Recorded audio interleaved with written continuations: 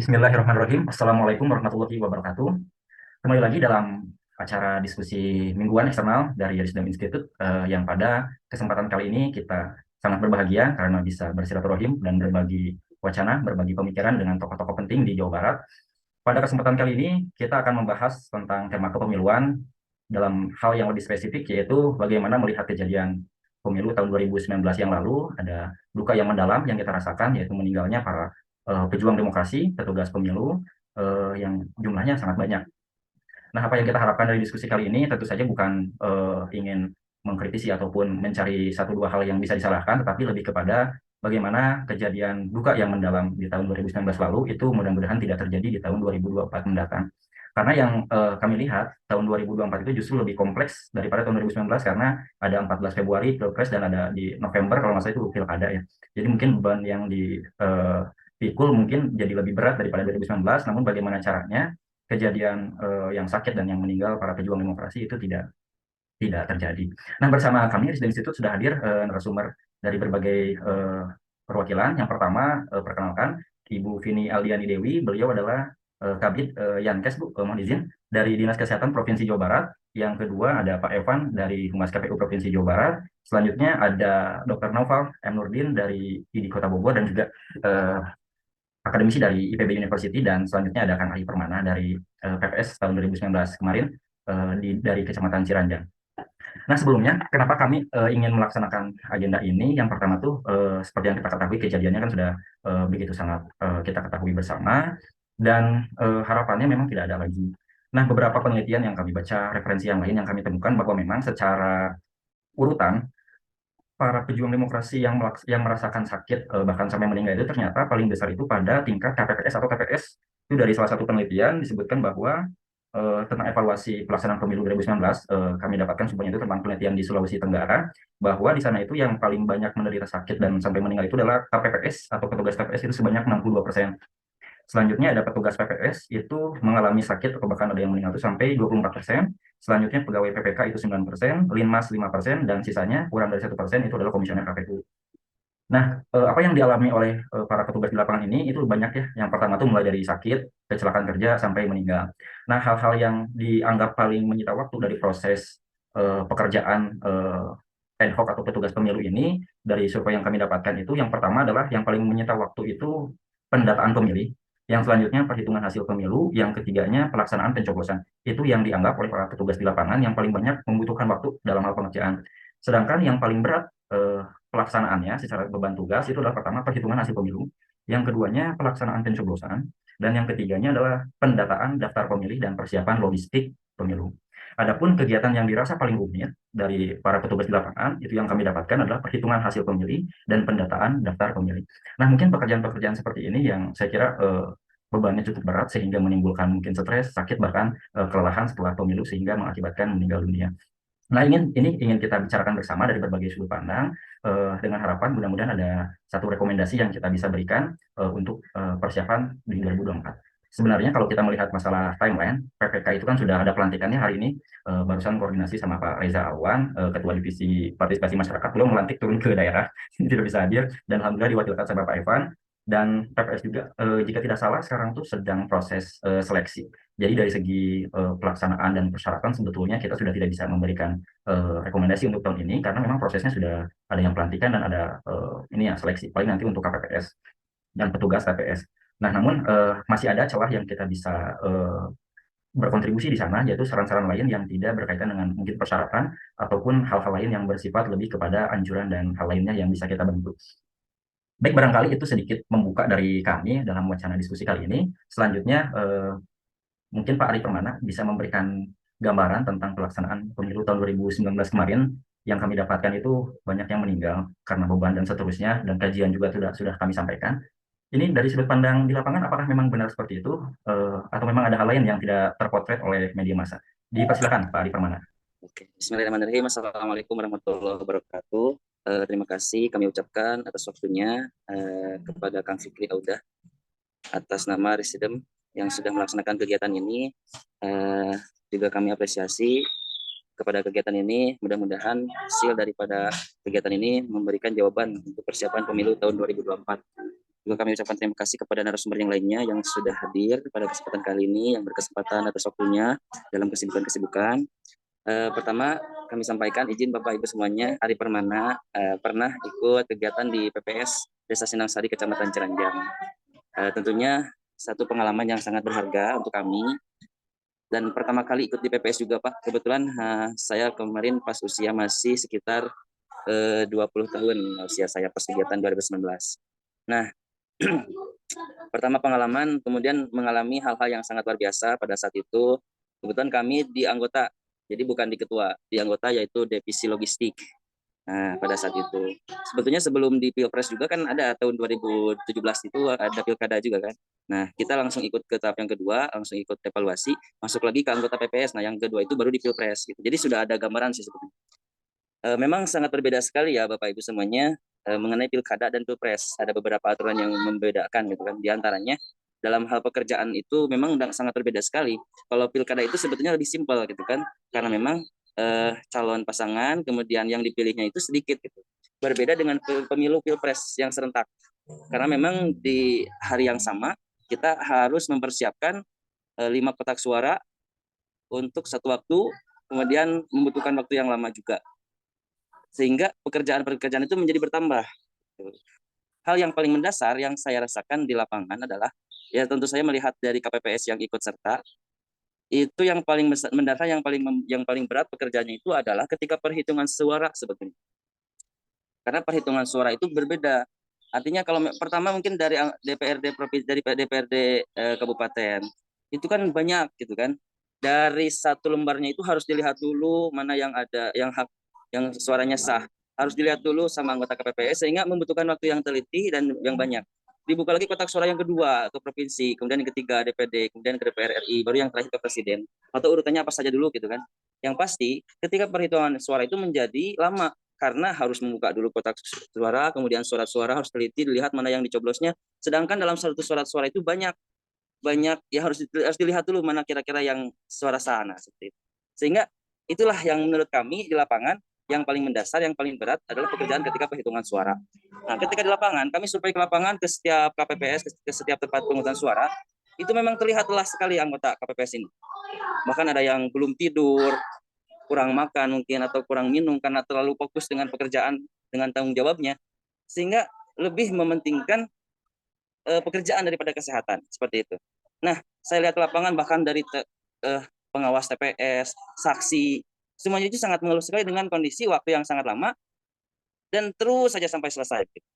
Kalaupun ada istirahat, ya mungkin cuma sebentar, kan? Bahkan sampai berlarut-larut sampai 2 hari seperti itu. Nah, memang saya rasa juga memang sangat kaget gitu kan dengan situasi yang sangat banyak dan waktu yang sangat banyak, sehingga anggota KPPS yang lain juga sangat tidak terbiasa dengan hal seperti itu karena baru kan Pilpres tahun kemarin. Kemudian yang saya rasakan yang kedua adalah persiapan surat suara. Kami dari PPS itu sampai tidur 1 minggu, enggak tidur misalnya ya 1 minggu itu berada di gudang logistik, logistik KPU, ikut ngepak suara. Coba bisa kita bayangkan satu kabupaten datang semua ke sana dari setiap PPS-nya karena surat-suara belum dipak, sedangkan waktu menuju hari H udah 1 minggu lagi. Nah, kita datang semua ke sana berbondong-bondong dan tidak terkoordinir, semua berebutan surat suara, kemudian ikut ngepak juga kita dari PPS. Nah, itu salah satu yang kedua yang sehingga saya rasakan memang persiapannya itu belum matang, sehingga kita juga harus turun langsung ikut ngepak surat suara. Akhirnya banyak yang kekurangan karena tidak terorganisir, banyak yang bahkan sampai hari itu kan banyak turun hujan juga, sehingga banyak suara-suara yang rusak, kotak suara yang rusak. Akhirnya kesehatan kita juga terganggu pada saat itu. Itu yang kedua sih sebetulnya. Kemudian yang saya rasakan memang setelah pelaksanaan hari H, kita sampai sakit hari itu. 1 minggu lah kita masih ingat. 1 minggu kita sakit, tapi alhamdulillah pas hari H sampai sebelumnya persiapan kita diberikan kesehatan. Cuman pas 1 minggu setelah kegiatan selesai kita langsung sakit. Ya, yang saya rasakan sih seperti itu. Alhamdulillah untuk korban sih tidak ada korban meninggal di desa kami. Cuman memang kalau yang sakit itu memang terlihat banyak. Itu gambaran sementara Kang Fikri. Terima kasih sebelumnya. Assalamualaikum warahmatullahi wabarakatuh. Waalaikumsalam warahmatullahi wabarakatuh. Terima kasih Pak Ari Permana yang sudah memberikan gambaran tentang kondisi di lapangan, pengalamannya di tahun 2019 kemarin. Sangat berharga bagi kami karena banyak hal yang mungkin tidak terpotret ya dari pemberitaan. Selanjutnya izin untuk narasumber yang kedua mungkin dari Dinkes atau dari KPU dulu. dari Dinkes dulu ya, Pak Ya, Pak Evan. Bismillahirrahmanirrahim. Assalamualaikum warahmatullahi wabarakatuh. Terima kasih atas kesempatan yang diberikan Ibu Bapak sekalian. Oh, Bapak-bapak yang nggak ada ibunya. Bapak-bapak, jadi memang pengalaman kami di tahun 2019 itu luar biasa. Ya, dalam hal ini ketika pelaksanaan kegiatan pemilu itu ujung-ujungnya adalah kami diharuskan untuk menginventaris semua pegawai-pegawai yang sakit, yang meninggal se-Jawa Barat. Dan itu luar biasa memang pada saat itu, jujur saja kami tidak pernah dilibatkan secara langsung ya, tapi begitu ada kejadian yang luar biasa itu barulah kami diharuskan terjun ke lapangan. Nah, Ibu Bapak sekalian, Bapak-bapak punten, izin kami sebetulnya belum diundang untuk mengikuti atau mendapatkan arahan tentang bagaimana pelaksanaan kegiatan pemilu tahun 2024. Tetapi insya Allah mungkin belajar dari tahun 2019, rasanya memang dalam hal ini Dinas Kesehatan harus dilibatkan sejak awal pelaksanaan kegiatan. Termasuk di dalamnya yang mohon maaf mungkin masukan dari para pelaku begitu ya di tahun 2019. Mengapa hal ini sampai terjadi? Apa yang menjadi perbedaan? Karena di tahun 2015 atau 2014 ya dulu itu tidak seheboh ini begitu ya pelaksanaan sampai terjadinya angka kesakitan dan kematian yang luar biasa. Dan belajar dari hal ini, insya Allah kami ketika nanti akan diadakan rapat bersama Pak Gubernur, mungkin salah satu masukan kami adalah memperketat persyaratan yang diharuskan dimiliki oleh para pendaftar anggota KPPS ataupun nanti pelaksana KPPS. Salah satunya adalah dari mulai persyaratan surat keterangan, ya surat keterangan sehat maksudnya. Mungkin kami juga akan menyeleksi salah satunya apabila memang ada penderita yang menderita penyakit kronis, salah satunya harus terkontrol. Itu mungkin nanti akan menjadikan persyaratan bagi kami Bapak-bapak sekalian untuk menghindari hal seperti kemarin. Karena memang kebanyakan di tahun kemarin itu kejadian kematiannya adalah kematian mendadak ya, serangan jantung mendadak itu yang paling banyak kejadian kemarin itu. Dan itu sampai didiskusikan di tingkat nasional. Nah, jadi Ibu Bapak sekalian, jadi mohon maaf mungkin masukannya belum banyak, tetapi insya Allah belajar dari kegiatan pelaksanaan pemungutan suara tahun 2019 itu mungkin nanti akan kami berikan masukan karena kami belum mendapatkan undangan Ibu Bapak sekalian untuk melaksanakan kegiatan untuk nanti ya mungkin setelah hari ini mungkin ya dilantik ya mungkin nanti akan mulai bekerja mungkin ya KPU itu.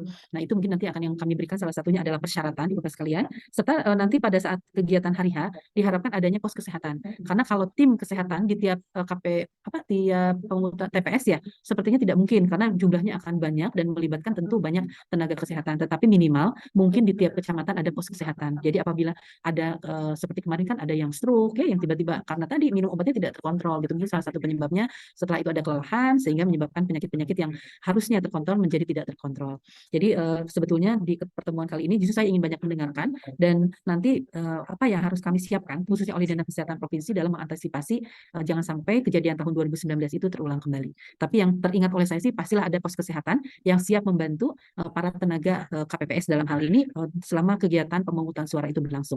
Itu mungkin Kang yang sementara ini disampaikan oleh kami. Mohon maaf. Wassalamualaikum warahmatullahi wabarakatuh. Waalaikumsalam warahmatullahi wabarakatuh. Terima kasih Bu Kabid atas penyampaiannya. Dipersilakan Kang Evan dari KPU Provinsi Jawa Barat.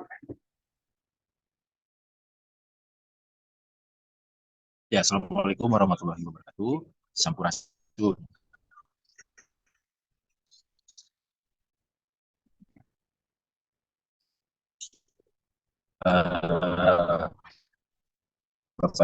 Bapak Ibu yang hadir, saya mewakili pimpinan tempatan hari ini dan di seluruh kabupaten kota di Jawa Barat. Karena itu, izin saya mewakili KPU Provinsi Jawa Barat menyampaikan. Oke, sebagai gambaran untuk di tahun 2024, jadi kira jumlah PPK yang nanti akan dibutuhkan itu ada yang akan dilantik itu sejumlah 3.135 orang atau 17.871. Kemudian estimasi yang kami hitung untuk jumlah KPPS itu ada sejumlah 857.409 orang. Halo, masih terdengar? Ya, terdengar jelas. Pak Evan, mungkin videonya bisa di off Pak ya, biar suaranya lebih stabil Pak. Oke, baik. Oke, jadi itu untuk gambaran jumlah yang ada di jumlah badan ad hoc ya yang dibutuhkan di Provinsi Jawa Barat. Baik. Nah, langsung saja. Jadi karena proses rekrutmen sudah dilaksanakan, jadi sudah ada petunjuk teknis yang diterbitkan oleh KPU RI dan kami KPU Provinsi sifatnya menjalankan petunjuk teknis yang diterbitkan oleh KPU RI. Jadi memang betul apa yang tadi seperti Bu Dr. Vini sampaikan. Memang ada beberapa hal yang menjadi menjadi tambahan-tambahan syarat untuk bagi calon anggota Badan Ad hoc yang diterapkan di rekrutmen PPK yang sudah terlaksana dan sekarang rekrutmen PPS yang sedang berjalan. Jadi memang berkaca dari kemarin dari apa yang tadi disampaikan dengan Kang Ari gitu kan, memang seperti itu adanya. Memang beban pekerjaan itu memang sangat berat gitu, bukan cukup berat tapi sangat berat memang. Dengan 5 kotak suara, 5 jenis surat suara dengan waktu yang sempit dan pekerjaan yang dilaksanakan mungkin Hamin 1 dan H+1 itu mungkin puncak-puncaknya beban pekerjaan yang dikerjakan oleh rekan-rekan Badan Ad hoc. Jadi memang tidak dipungkiri itu adalah apa ya, bisa dibilang itulah resiko pelaksanaan dalam pemilu serentak dengan 5 surat suara. Oleh karena itu memang seperti apa yang tadi disampaikan Kang Ari juga sebagai pelaku, ya memang surat suara yang besar itu dengan nama yang banyak, dengan partai yang banyak, itu akan menyulitkan ketika dilaksanakan penghitungan. Memang jika dalam kondisi normal kita akan mudah untuk membaca surat suaranya. Kemudian ini kita berbicara pada saat kondisi teman-teman Badan Ad hoc ini sudah dalam posisi lelah, sudah seharian, bahkan mungkin sudah 2 hari tidak tidur pada saat pencoblosan. Jadi hari pertama dia memastikan logistik, pada saat hari H itu dia sedang melaksanakan pencoblosan, kemudian malamnya dia tidak tidur lagi. Jadi mungkin akan sulit. Nah, belum lagi kalau kita bicara dengan kondisi bisa entah itu bisa mati lampu, entah hujan, entah mungkin ada hal-hal yang force major lainnya gitu kan. Itu akan sangat menyulitkan ditambah dengan bentuk suara yang besar jadi memang. Nah, sekarang itu ada 18 partai nasional. Jadi ada 6 partai lokal yang ada di Aceh dan 18 partai nasional. Berarti untuk di Jawa Barat nanti akan ada 18 partai. Nah, ditambah lagi ntar dengan jumlah anggota calon anggota legislatif. Nah, memang sekarang yang bisa kami sampaikan adalah di KPU RI langkah yang sedang dilaksanakan adalah satu, sedang dirancang format surat suara. Nah, jadi kami berkaca dari apa yang terjadi pada tahun 2019, jadi seperti apa yang disampaikan Mas Kang Ari, memang sedang dirancang format surat suara agar supaya nanti lebih memudahkan ketika dilaksanakan penghitungan untuk dilaksanakan penghitungan oleh Badan Ad hoc. Kemudian yang kedua adalah sedang dirancang untuk penyederhanaan formulir penghitungan suara. Jadi ketika disederhanakan, diharapkan hal ini akan membantu teman-teman Badan Ad hoc itu agar lebih mudah melaksanakan tugasnya dan mempersingkat waktu sehingga memastikan pekerjaan tetap bisa dilaksanakan dengan tuntas, tapi juga tidak kemudian menyita waktunya. Oke. Kemudian yang bisa kami sampaikan lagi adalah seperti tadi disampaikan oleh Dr. Vini, memang harus ada surat keterangan yang dilampirkan ketika bakal calon Badan Ad hoc ini mendaftar. Nah, untuk yang kemarin sudah terlaksana itu yaitu rekrutmen PPK yang hari ini kegiatan pelantikannya sedang dilaksanakan serentak di 27 kabupaten kota, itu ada 10 item yang harus tercantum di dalam surat pernyataan yang dilampirkan surat keterangan kesehatan dilampirkan pada saat mendaftar sebagai calon anggota Badan Ad hoc. Jadi 10 item itu adalah satu, bebas dari penyakit hipertensi. Yang kedua itu diabetes mellitus, tuberkulosis, stroke, kanker, penyakit jantung, penyakit ginjal, penyakit hati, penyakit paru, dan penyakit imun. Nah, 10 item ini harus dilampirkan surat keterangannya bahwa tidak menderita 10 penyakit ini. Karena memang berdasarkan kajian seperti tadi sudah disampaikan, kemudian kami juga sudah melihat. Jadi kemudian muncullah rekomendasi ini untuk dijadikan sebagai dilampirkan dalam petunjuk teknis dalam rekrutmen Badan Ad hoc. Nah, jadi kalau ditanya sebagai apa yang dilakukan KPU, ya yang pertama ada tadi satu, ya mulai untuk menyederhanakan formulir penghitungan suara. Yang kedua juga merancang format surat-suara baru agar lebih mudah ketika pas perhitungan. Yang ketiga adalah tambahan persyaratan bebas 10 penyakit tadi bagi atau penyakit penyerta komorbiditas bagi bakal calon anggota Badan Ad hoc. Jadi itu yang saat ini sedang dilaksanakan oleh KPU. Nah, yang saat ini sedang berjalan juga itu ada sedang rekrutmen untuk tingkat PPS. Nah, selain itu, yang juga bisa kami sampaikan di tahun 2024 ini selain dari 3 item tadi yang diusahakan oleh KPU, juga ada yang bisa kami sampaikan di 2022. Memang di situ bisa nanti semuanya bisa akses ya di JDI KPU RI. Jadi memang ada kenaikan honor bagi seluruh anggota Badan Ad hoc. Jadi mulai tingkat PPK, PPS, dan PPS ada kenaikan honor. Selain kenaikan honor itu, yang memang jadi selain juga ada santunan kecelakaan kerja Badan Ad hoc sebagai dengan segala keterbatasan yang kami miliki, dengan segala keterbatasan anggaran yang kami miliki, kami berusaha untuk memaksimalkan anggaran yang ada untuk menjaga rekan-rekan Badan Ad hoc. Karena kami yakin rekan-rekan badan ad hoc inilah yang bisa dibilang seperti tadi Mas Fikri bilang gitu, bahwa inilah pejuang demokrasi gitu kan, ujung tombaknya pemilu, jadi garda terdepan gitu kan, pemain utama gitu. Jadi dengan segala apapun keterbatasan yang kami miliki, kami mencoba untuk memaksimalkan anggaran untuk bisa melindungi teman-teman badan ad hoc, kemudian memastikan mereka bisa dapat bekerja dengan aman, nyaman, dan kembali pulang dengan selamat. Harapan kami bukan hanya pemilunya yang sukses, tapi juga rekan-rekan ini bisa bekerja dengan aman, nyaman, tidak ada rasa was-was, dan bisa kembali ke keluarga dengan selamat. Nah, di dalam oleh karena itu untuk di pemilu tahun 2024 kami juga di tertuang dalam keputusan KPU nomor 472 tahun 2022. Di situ ada 5 item, yaitu yang diberikan santunan kecelakaan kerja pada meninggal dunia, cacat permanen, luka berat, luka sedang, dan bantuan biaya pemakaman. Nah, jadi memang di tengah dengan keterbatasan keterbatasan anggarannya, kami tetap memaksimalkan anggarannya untuk badan ad hoc. Karena jika teman-teman lihat ya kemarin berita di media, itu banyak bahwa bisa dilihat ada jumlah angka yang fantastis untuk anggaran pemilu 2024. Nah, jika dilihat memang sangat fantastis, tapi lebih dari 75% anggaran tersebut adalah anggaran yang dibayarkan nantinya akan dibayarkan sebagai honor kepada anggota badan ad hoc.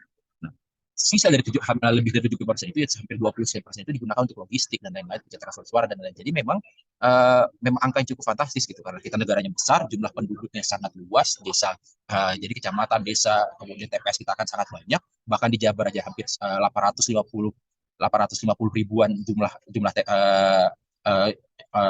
anggota KPPS nantinya. Jadi memang membutuhkan anggaran yang besar. Pemilu serentak itu membutuhkan anggaran yang besar. Jadi memang sebagian besar anggaran itu akan digunakan untuk sebagai honor badan ad hoc. Kemudian di dalam petunjuk teknis ini juga bisa kami sampaikan bahwa memang jadi periodisasi regenerasi yang diberikan untuk biasanya itu berdasarkan periodisasi, jadi sudah pernah satu periode menjadi anggota badan ad hoc, kemudian di petunjuk teknis untuk pemilu 2024 ini ada perubahan. Jadi bukan lagi berdasarkan periodisasi, namun memperhatikan komposisi. Jadi di tahun 2024 nanti untuk anggota badan ad hoc kemarin sudah berlangsung rekrutmennya, itu ada perubahan dalam rekrutmennya yang biasanya berdasarkan periodisasi, sebelumnya pernah menjabat, tapi sekarang berdasarkan komposisi. Jadi ada 3 komponen yang menjadi komposisi dasar, yang menjadi komposisi di dalam rekrutmen badan ad hoc. Jadi pertama itu ada tokoh masyarakat, yang kedua masyarakat umum, yang ketiga itu pelajar mahasiswa. Nah, tetapi 3 komponen ini juga harus memperhatikan keterwakilan perempuan. Nah, ini menjadi komposisi yang berbeda. Jadi selain juga kemudian kami secara persyaratan, secara undang-undang, secara aturan kami juga merubah untuk memastikan rekan-rekan badan ad hoc ini juga punya bisa bekerja dengan aman. Kami juga perhatikan dalam formasi atau komposisinya juga. Dan sini kami juga sangat membuka ruang bagi anak-anak muda untuk bisa terlibat di dalam penyelenggaraan pemilu tahun 2024. Jadi bahkan komposisi untuk pelajar mahasiswa itu memang disiapkan. Nah, untuk batasan usianya kita start dari usia 17 tahun sampai dengan 55 tahun, maksimal 55 tahun. Nah, kemudian kenapa mungkin di tahun 2024 ini untuk rekrutmen badan ad hoc-nya juga ada perbedaan, ditambah lagi selain nanti kita yang tadi saya sampaikan bahwa akan ada penyederhanaan formulir penghitungan surat suara, kemudian ada penyederhanaan dirancang penyederhanaan surat suara, juga nanti akan dengan suara agar supaya cepat itu penghitungan suara itu di-input ke dalam aplikasi. Nah, oleh karena itu salah satu persyaratan yang dipilih adalah keterampilan dan menggunakan teknologi informasi nantinya. Oleh karena itu kami sangat membuka lebar bagi anak-anak muda yang ingin bergabung, karena kami yakin anak-anak muda itu punya keterampilan dalam teknologi informasi, karena nantinya untuk pemilu tahun 2024 yang saat ini aturan untuk teknisnya sedang dirancang di KPU RI, itu nantinya akan ada penggunaan teknologi informasi untuk mempermudah pekerjaan teman-teman badan ad hoc di lapangan. Mungkin itu untuk saat ini bisa saya sampaikan. Untuk yang lainnya bisa kita mulai tanya jawab aja ya. Terima kasih Pak Evan atas penyampaiannya. Selanjutnya dipersilakan Dr. Naufal M. Nurdin. Baik, Assalamualaikum warahmatullahi wabarakatuh. Pak Ari, Pak Evan, Bu Vini, mohon izin, saya Naufal Muharram Nurdin, dosen di IPB, ya, diminta oleh Kang Fikri untuk melakukan sedikit pandangan terkait tentang pemilu 2024. Saya juga kebetulan pengurus sebagai Ketua Humas di IDI Kota Bogor, ya, dan juga Ketua YIV Ikatan Ilmu Faal Indonesia. Jadi dari data yang kita lihat, ya, dari latar belakang mungkin beban kerja pemilu 2019 itu berat karena serentak ya, yang biasanya hanya menghitung satu kotak menjadi menghitung 5 kotak ya. Dan kalau kita lihat dari datanya, se-Indonesia itu ada 894 petugas yang meninggal dan 5.134 yang sakit kalau dari data dari KPU. Nah, tadi Bu Vini juga menjelaskan bahwa dari Dinkes diminta untuk mendata ya. Dan kalau data dari Kemenkes itu yang sakit bukan 5.000 tetapi 11.239, hampir 2 kali lipat lebih ya yang sakitnya. Namun yang meninggalnya lebih rendah ya, 527 orang, mungkin karena verifikasinya lebih detail dan lebih akurat. Nah, dari data yang sekian banyak itu tentu angka kematian dan kesakitan yang tinggi menjadi pertanyaan adalah bagaimana mencegah itu terjadi. Nah, dari kematian itu sebetulnya kalau masih kita ingat itu banyak isu yang berkembang ya. Apakah ada ketidakwajaran, apakah ada penyebab lain yang menyebabkan tingginya korban jiwa tersebut. Nah, dari tim di UGM, dari lintas disiplin, waktu 2019 itu melakukan kajian dan melihat mengambil sampling di daerah istimewa Yogyakarta ya dari 11.781 TPS diambil sampling ya dengan random sampling sekitar 400 TPS dan juga melakukan wawancara terhadap keluarga korban yang meninggal ya dari tim forensik FKUGM. Nah, di situ juga menganalisis beban kerja, riwayat kesehatan, gaya hidup, termasuk kebiasaan merokok, ya, adanya persepsi apakah adanya ancaman dan kecemasan, dan juga melakukan otopsi verbal, yaitu keluarganya dari yang meninggal ditanya bagaimana kronologisnya. Nah, dari analisis kasus tersebut ada beberapa poin penting yang ingin saya sampaikan, bahwa memang betul mayoritas yang meninggal memiliki faktor risiko, 80%-nya memiliki penyakit jantung atau kardiovaskular lainnya, 90%-nya memiliki kebiasaan merokok ya. Jadi yang kedua dari otopsi verbal tadi melihat dari kronologisnya dan itu disimpulkan bahwa seluruh kematiannya itu secara natural ya dan tidak ada tanda kekerasan maupun penyebab yang tidak wajar. Dugaan kematiannya memang tadi disampaikan Bu Vini juga itu adalah serangan jantung atau stroke, dua penyakit tersebut. Nah, dari 400 TPS yang disurvei, dari beban kerja pada hari H itu sekitar 20-22 jam di hari H-nya saja. Sedangkan di persiapan hari-hari sebelumnya itu bisa sampai 7-11 jam.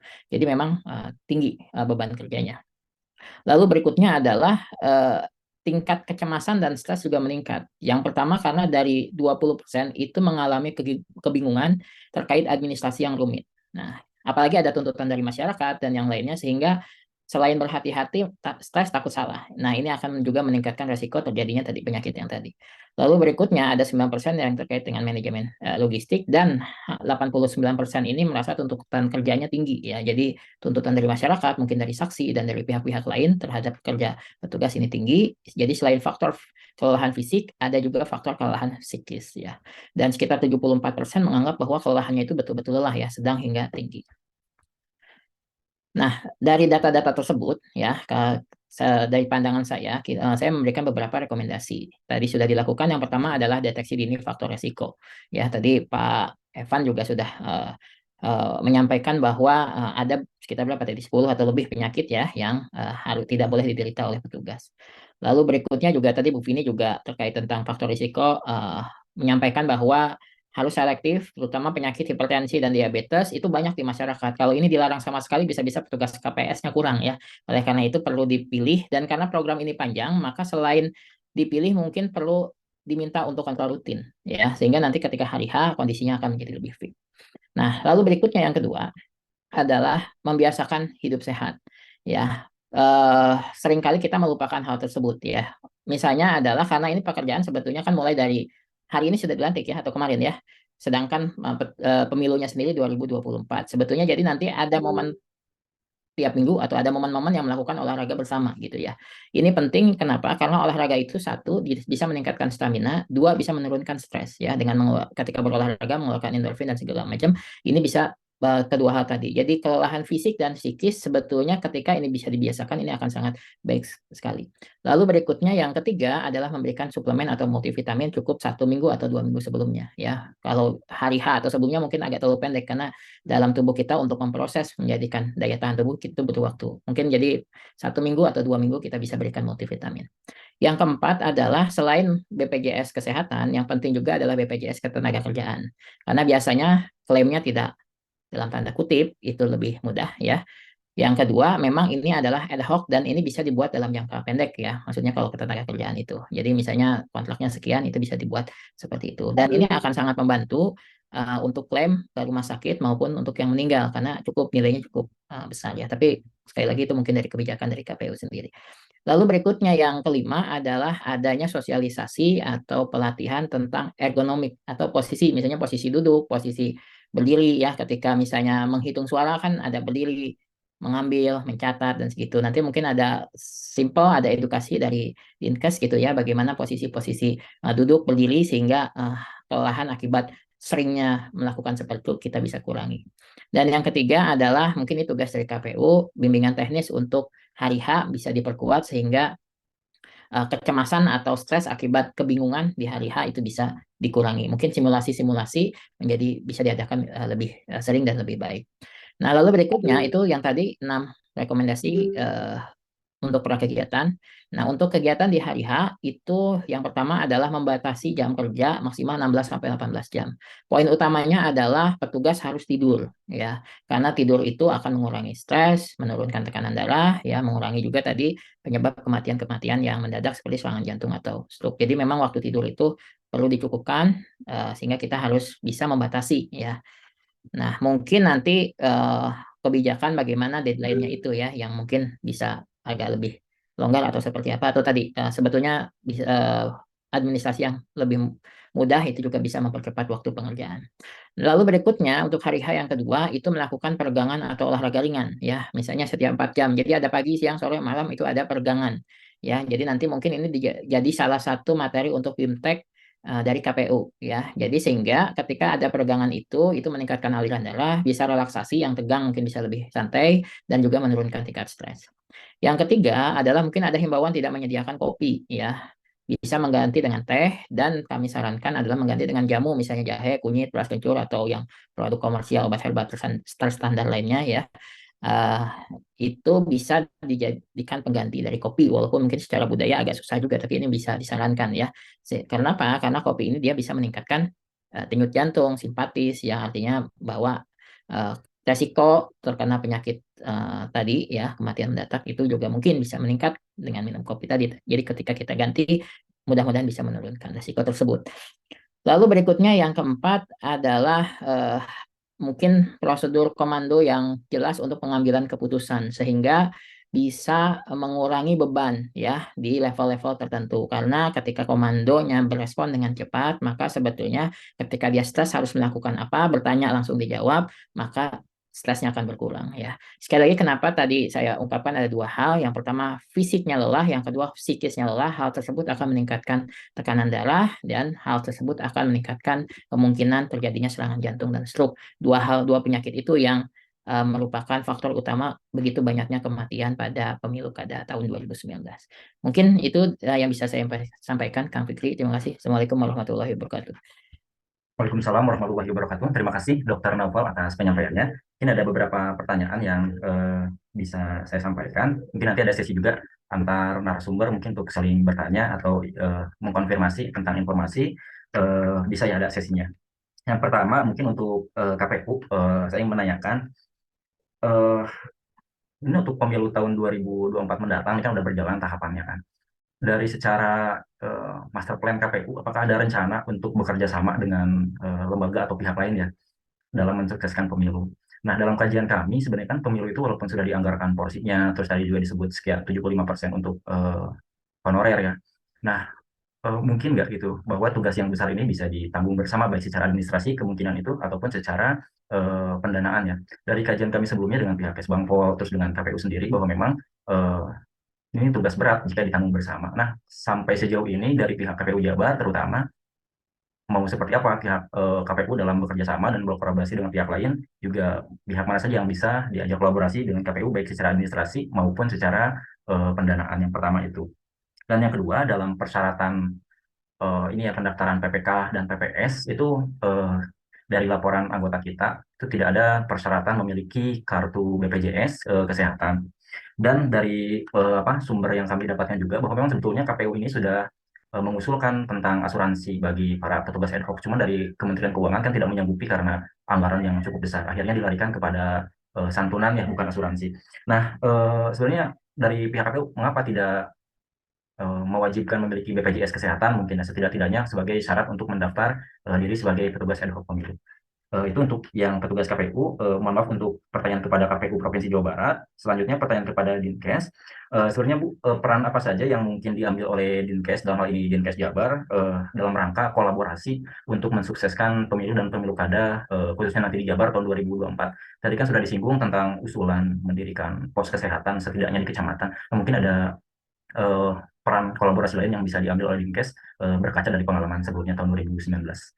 Mungkin itu saja pertanyaan dari saya. Mungkin nanti setelah jawaban bisa bertanya antar narasumber seperti itu. Terima kasih.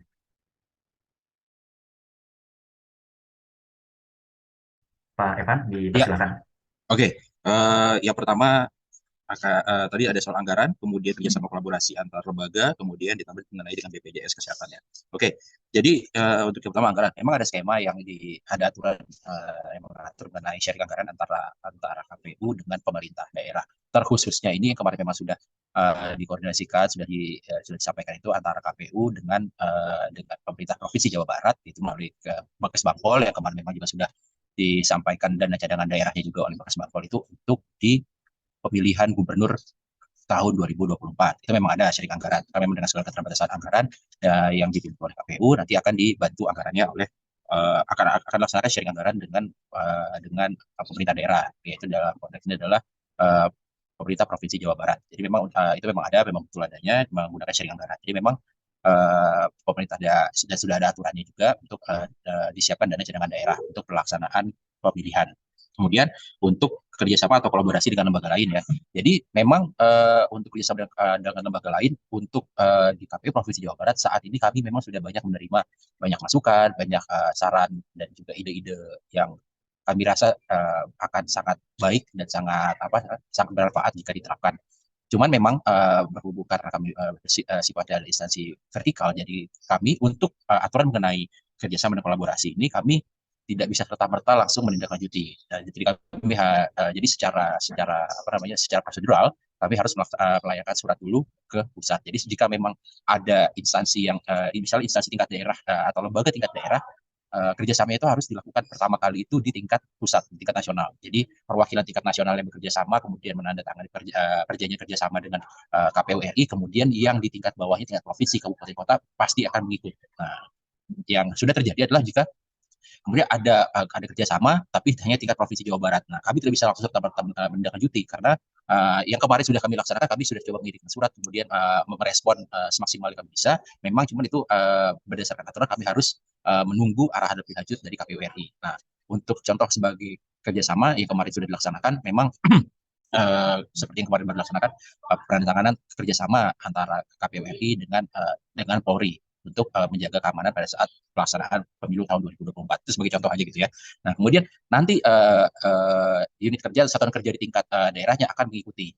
Nah, jika sudah dilaksanakan terlebih dahulu di tingkat nasional. Jadi, tapi sifatnya kami sangat terbuka untuk menerima kolaborasi atau melakukan kolaborasi kerjasama karena ini adalah pesta bersama, pesta rakyat seperti itu ya, bisa kita bilang pesta rakyat. Jadi memang kami justru karena kebetulan saya juga di Humas, juga di bidang sosialisasi dan partisipasi masyarakat, justru hal ini menjadi bagian dari partisipasi masyarakat dalam pemilu. Karena partisipasi masyarakat tidak hanya dalam bentuk memberikan hak suara datang ke TPS sebagai pemilih, tapi juga bisa dilaksanakan seperti yang dilaksanakan Kang Ari sebagai petugas pemilu, itu sebagai bagian dari partisipasi masyarakat, atau lembaga atau instansi atau organisasi masyarakat yang terlibat bekerjasama dengan KPU sebagai penyelenggara pemilu. Karena itu sebagai bagian dari partisipasi masyarakat. Jadi kami sangat terbuka, kami sangat menunggu keterlibatan masyarakat dalam penyelenggaraan pemilu. Nah, kemudian yang terakhir tadi ada mengenai asuransi BPJS Kesehatan. Betul adanya bahwa memang di tahun 2019 juga kami pernah dari KPU RI ya mengusulkan diberikan, tapi memang kembali lagi pada ketersediaan anggaran dan itu semua ada di Kementerian Keuangan. Sifatnya kami sudah mengusulkan, kami sudah memperhitungkan istilah mengantisipasi. Jadi memang ada istilahnya ada niatan, ada upaya preventif yang dilakukan KPU. Cuman kembali lagi karena ketersediaan anggaran, jadi hanya semaksimal itu yang bisa kami berikan. Jadi memang betul karena konfirmasi Kementerian Keuangan ketersediaan anggaran sudah dicukupi. Jadi memang kami tidak bisa menindaklanjuti usulan tersebut seperti itu, Kang Fikri. Untuk ini Pak Evan barangkali persyaratan mempunyai BPJS Kesehatan untuk yang mendaftar PPK dan PPSU Oke, tidak baik, baik. disertakan Pak. Mohon informasi. Betul, betul. Nah, jadi memang kemarin di dalam petunjuk teknis itu tidak disampaikan untuk wajib memiliki BPJS. Karena memang seperti yang tadi setelah mungkin ini sebagai pertimbangan kebijakan ketika diterapkan.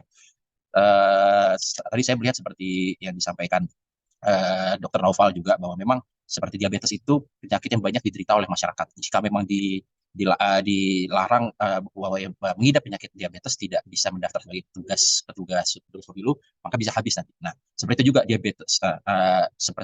Saya lihat logikanya seperti juga karena BPJS ini tidak semua masyarakat punya, gitu kan. Jadi makanya tidak kami cantumkan di sana oleh KPRI juga dalam petunjuk teknis tidak disampaikan di sana. Memang seharusnya itu menjadi apa ya, salah satu menjadi syaratnya mungkin ada pertimbangan di tingkat pusat melihat kondisi mungkin melihat kondisi di lapangannya mungkin belum semua masyarakat memiliki BPJS gitu kan, oleh karena itu mungkin tidak dilampirkan itu sebagai bagian dari pertimbangan dalam pengambil kebijakan. Memang mungkin itu bisa kami terima sebagai masukan untuk ke depannya ya. Cuma memang untuk saat ini itu tidak dilampirkan sebagai syarat dalam rekrutmen badan ad hoc. Terima kasih Pak Evan atas jawabannya. Persilakan untuk Dr. Vini.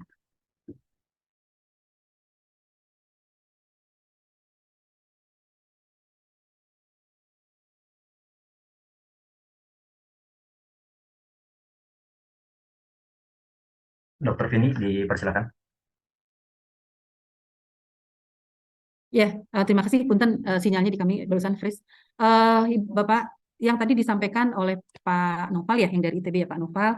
Terima kasih tadi masukan-masukannya. Tetapi sebetulnya kan saya tuh ingin bertanya ya, apa sih perbedaan pemilu di tahun 2019 dan 2014 ya? Nah, apa nih perbedaannya? Apakah karena tadi terlalu mendadak, begitu ya? Ataukah persiapan-persiapannya yang kurang? Nah, itu mungkin dari situ dulu kita lihat. Karena permasalahan-permasalahan itu kan timbul dari situ ya. Kenapa di 2014 mah nggak ada apa-apa? Atau memang tidak ada pelaporan atau bagaimana? Itu mungkin yang harus sama-sama kita lihat dulu untuk melihat kemungkinan-kemungkinan permasalahan yang timbul. Lalu yang kedua, tadi yang disampaikan oleh Pak Noval, terima kasih ya. Tetapi sebetulnya, Bapak sekalian, harus ada pengaturan pola bekerja. Jadi nggak bisa kumaha setiap TPS nggak bisa gitu. Mungkin ini yang harus diperbaiki oleh KPU dalam arti bahwa berapa target yang harus diselesaikan dibatasi saja waktunya karena dalam kondisi apapun setiap manusia itu punya keterbatasan. Tidak bisa tadi bekerja sampai 22 jam gitu ya atau diiyahkan aja lah 16 sampai 18 jam nggak bisa juga karena maksimal orang-orang bekerja itu sebetulnya 8 jam setiap hari ya. Jadi kalau menurut saya pribadi sih ya punten juga punten olahraga efektif itu seminggu 3 kali. Jadi kalau cuma olahraga seminggu sekali itu sebetulnya tidak efektif untuk meningkatkan daya tahan tubuh ya. Jadi mungkin bila perlu adalah adanya pembinaan kesehatan dulu misalnya ya menyampaikan kepada setiap anggota ataupun ketua nanti yang menjadi KPPS ya atau TPS itu adalah untuk menyiapkan kebugarannya. Karena tadi ketika kita misalnya membatasi bahwa dengan kondisi komorbid misalnya ya atau penyakit pembawanya tidak bisa ikut jadi anggota, tentulah nanti akan berkurang. Jadi dalam hal ini mungkin nanti ke depan salah satu usulan yang akan kami sampaikan kepada Pak Gubernur itu adalah betul-betul diadakan pembinaan dan seleksi kesehatan kepada semua yang mendaftar sebagai anggota KPPS. Lalu untuk pemberian suplemen, rasanya terima kasih Ibu-Bapak sekalian. Tapi yang paling terpenting adalah ketika semua penyakit komorbid itu terkontrol. Itu kalau menurut kami ya dari pihak medis. Jadi tadi terima kasih Pak Noval masukan-masukannya. Nanti mungkin ini adalah salah satu usulan yang akan disampaikan pada saat kami nanti diundang rapat. Malah sebelum undang rapat pun nanti kami akan menghubungi sekarang ke Ketua KPU Jawa Barat ya agar nanti dalam setiap persiapan-persiapannya kami dilibatkan. Dan memang sejujurnya pada saat pelaksanaan kegiatan tahun 2000 mungkin sebelum-sebelumnya di tahun-tahun sebelumnya memang dalam hal ini kesehatan tidak begitu dilibatkan Bapak sekalian. Tetapi insya Allah nanti kalau kami sudah biasa ya di Jawa Barat kan kolaborasi ya seperti kemarin COVID juga kami kolaborasi tidak hanya menjadi masalah dinas kesehatan tetapi kami selesaikan secara bersama-sama di tingkat Jawa Barat. Itu mungkin Kang Noval yang bisa disampaikan. Terus satu ini saya pikir tadi Pak apa sih perbedaannya pemilu 2014 dengan 2019 sehingga terjadi kasus yang sangat jauh berbeda gitu. Apakah dari mananya sih yang salah itu dulu mungkin yang harus kita cari ya supaya kita tahu apa yang harus kita siapkan. Jadi tidak hanya dari kondisi anggota saja, tapi mungkin tadi ke depan mah nggak boleh lagi cetakan-cetakan tadi kayak Pak siapa Pak Ari. yang bilang bahwa kata Pak Ari datang ke sana belum siap, jadi ngedadak dan sebagainya. Itu mungkin antisipasi selain daripada kondisi fisik masing-masing anggota ataupun pelaksana PPS nanti. Itu mungkin Kang Fikri. Untuk ini Pak Bu Dokter Vini, nanti tadi kan udah sempat singgung ya sama Pak Evan bahwa KPU itu instansi vertikal yang sebelum mengambil Oh, keputusan. putus-putus ini. Bisa terdengar jelas Bu suaranya? Halo, Putus-putus. Gimana kan? bisa terdengar jelas Bu suaranya? Iya, iya, jelas. Ya. Kenapa? Tadi sempat disinggung kan Bu, sama Pak Evan bahwa KPU itu instansi vertikal, dia tuh nggak bisa ambil inisiatif untuk kerjasama di level daerah sebelum di tingkat pusatnya itu ada MOU gitu. Nah, kalau kondisinya seperti ini Bu, secara kelembagaan Dinkes Prof Jabar tuh bisa berkolaborasi dalam pemilu itu dalam ruang lingkup seperti apa ya Bu? Selain tadi sempat Kalau disinggung kalau tentang pos kami kesehatan gitu Bu. kalau kami di Jawa Barat itu pasti sudah diformulasikan nanti Kang. Jadi kalau kami di Jawa Barat itu biasa bekerja bersama-sama. Ya, jadi nanti pastilah antara Satpol PP, antara KPU sendiri itu biasanya kita sampai sekarang pun selalu bekerjanya bersama-sama. Ya, memang 2019 hal itu kan belum terjadi ya. Nah, tapi seiring dengan banyaknya masalah ya yang timbul di masyarakat itu sudah jadi kebiasaan bahwa semua kegiatan dilaksanakan bersama-sama. Jadi mungkin insya Allah ke depan kita kesehatan dalam hal ini kalaupun tidak diminta ya pastilah mengusulkan ya, karena jangan sampai ujung-ujungnya kita juga sebetulnya yang terkena. Itu mungkin Kang. Jadi kalau kami biasanya diundang rapat nanti ataupun saya sekarang yang mengusulkan ke KPU Jawa Barat gitu ya, bahwa untuk antisipasi ini nanti kami diundang rapat bersama, sama lah seperti kegiatan Nataharu ya, liburan Idul Fitri, Idul Adha itu kan kita dari tingkat pusat sampai tingkat daerah kita memang melaksanakannya. Dan nanti kami biasanya dari Dinkes Provinsi akan membuat surat edaran. Nah, nanti surat edaran itu pastilah sudah disepakati dengan Dinas Kesehatan setempat. Itu mungkin kan. Terima Jadi kasih insya Allah sih Bu kalau kami bisa Dokter Vini. terlibat secara langsung. Ya, sama-sama. Mungkin tadi ada pertanyaan Pak Evan untuk KPU tentang ini Pak, perbedaan penyelenggaraan pemilihan tahun 2014 dan 2019 itu sebenarnya di titik mana ya yang membedakan? Karena Dr. Vini bilang tadi itu 2014 setidak-tidaknya tidak ada laporan tentang kasus yang meninggal, sedangkan di 2019 itu laporan yang meninggal itu kan sangat tinggi. Mohon penjelasannya Pak Evan. Oke, izin saya menyampaikan. Oke, jadi memang ada perbedaan ya antara pemilu yang dilaksanakan tahun 2014 dengan pemilu yang dilaksanakan tahun 2019. Yang paling mendasar itu adalah ketika waktu pelaksanaan ya. Untuk pemilu tahun 2014 itu untuk pemilihan umum legislatifnya itu dilaksanakan pada tanggal 9 April 2014. Sedangkan untuk pemilihan umum presidennya dilaksanakan pada tanggal 9 Juli 2014. Jadi ada kurang lebih bisa dari April, Mei, Juni, Juli, ada selang 3 bulan pelaksanaan dari pemilihan umum legislatif ke pemilihan umum untuk presiden tahun 2014. Nah, jika dilihat perbedaannya itu ketika di tahun 2019 itu dilaksanakan bersamaan untuk lima jenis surat suara. Jadi untuk DPRD Kabupaten Kota, DPRD Provinsi, DPD RI, DPR RI, dan Presiden. Sedangkan di tahun 2014 itu 4 suara dulu di awal, di tanggal 9 April 2014, DPRD Kabupaten Kota, DPRD Provinsi, DPD RI, DPR RI, kemudian di tanggal 9 Julinya baru dilaksanakan pemilihan umum Presiden.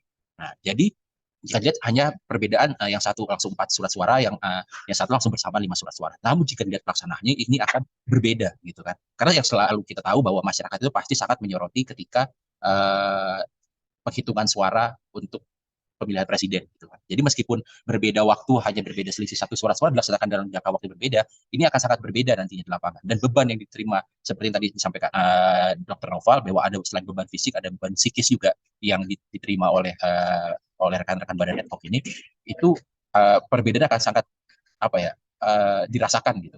Karena perbedaan waktu ini ketika pelaksanaan pemungutan suaranya. Jadi satu yang bisa dilihat sangat jelas adalah perbedaan dalam pelaksanaan pemungutan suaranya. Karena 2014 itu tidak benar-benar serentak dengan antara pileg dan pilpres, tapi dipisah waktunya, sedangkan di tahun 2019 itu serentak seperti itu.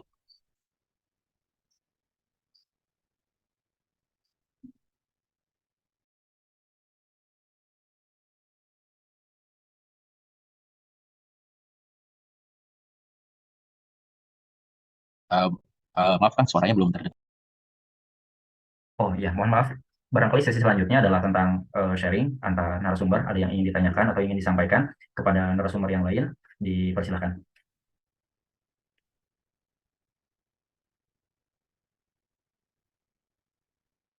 Mungkin dari Kang Ari dulu ada yang ingin disampaikan atau pertanyaan Kang Ari tentang apa yang disampaikan barusan oleh para narasumber. Dipersilakan. Sementara cukup sih Kang. Dari pembahasan, juga dari masukan, dari saran. Insya Allah mudah-mudahan hari ini juga kita rencana mau daftar di PPS juga. Karena kalau kita sih suka tantangannya Kang ya. Mudah-mudahan dari masukan narasumber yang lain, ini bisa diaplikasikan di PPS yang sekarang. Dan mudah-mudahan tidak ada hal-hal yang diinginkan lagi seperti tahun-tahun kemarin. Sementara itu udah cukup. Mudah-mudahan nanti pas pelaksanaan kita diberikan kesehatan dan diberikan keselamatan. Terima kasih, itu sementara kali Kang. Amin. Terima kasih Kang Ari. Mudah-mudahan lancar di proses PPS-nya. Untuk Pak Evan, barangkali ada yang ingin Ya, ditanyakan Pak ke para narasum yang lain atau ya. penyampaian. Dipersilakan. Pertama-tama saya mau mengapresiasi dulu buat Kang Ari yang sudah mau daftar lagi, karena kami butuh anak-anak muda nih Kang. Ya, nah jadi saya ucapkan semoga sukses, semoga lancar proses rekrutmennya, semoga bisa kembali mengabdi ya untuk menyukseskan pemilu 2024 khususnya di Jawa Barat. Kemudian yang kedua, seperti yang tadi disampaikan Dr. Vini, saya berterima kasih banyak sudah berkenan untuk mengusulkan. Memang karena kami memang memiliki aturan berjenjang untuk dalam proses menjalin kerjasama dengan instansi lain, tapi kami sangat berterima kasih karena dari Dinas Kesehatan sudah bersedia untuk nanti kemudian melakukan kolaborasi bersama. Pasti ini akan kami jadikan sebagai bahan pertimbangan supaya untuk bahan masukan ke depannya. Jadi memang betul apa yang disampaikan Dr. Vini bahwa memang karena ini adalah kegiatan bersama, proyek bersama, jadi kami butuh kolaborasi yang lebih erat, gitu kan, khususnya dengan Dinas Kesehatan dalam konteks untuk memastikan rekan-rekan badan ad hoc ini dapat bekerja dengan aman. Jadi memang kami sangat berterima kasih, itu kan atas kesediaannya untuk berkolaborasi. Kemudian seperti tadi disampaikan menyiapkan pos kesehatan gitu pada saat hari H untuk memastikan semua berjalan dengan lancar. Ini pasti akan kami sampaikan untuk bahan pertimbangan kebijakan ke depannya, dan juga dengan harapannya ini dapat memastikan rekan-rekan badan ad hoc di lapangan yang menjadi ujung tombak pelaksanaan pemilu seperti Kang Ari bisa menjalankan tugasnya dengan baik. Mungkin itu saja dari saya. Terima kasih Pak Evan. Pak Dr. Nova, barangkali ada yang ingin ditanyakan atau disampaikan. Mungkin tidak ada yang ditanyakan ya. Mungkin ada sedikit yang disampaikan. Tadi Dr. Vini mengungkapkan kolaborasi ya di Kota Bogor sendiri ketika COVID kemarin. Kami di Kota Bogor itu melakukan konsultasi untuk COVID ya online ya. Kita melibatkan sekitar hampir 100 dokter ya di Kota Bogor itu. Dan mudah-mudahan mungkin kolaborasi seperti ini bisa dilanjutkan gitu ya, dengan minimal ya ketika penghitungan suara dokter di tempat masing-masing suruh Nancy lah gitu ya. Jadi nggak ada yang bisa seperti itu. Saya rasa mungkin itu bisa mudah, sehingga jalur berikutnya adalah rumah sakit mungkin ada rujukan yang jelas gitu ya ketika ada yang pingsan atau apa perlu dibawanya kemana gitu, sehingga itu juga akan memudahkan untuk semua orang gitu. Saya rasa ini hajat besar ya dan menentukan kehidupan kita, sehingga kita perlu saling bekerja sama untuk menyukseskan hal tersebut. Sekian mungkin dari saya. Terima kasih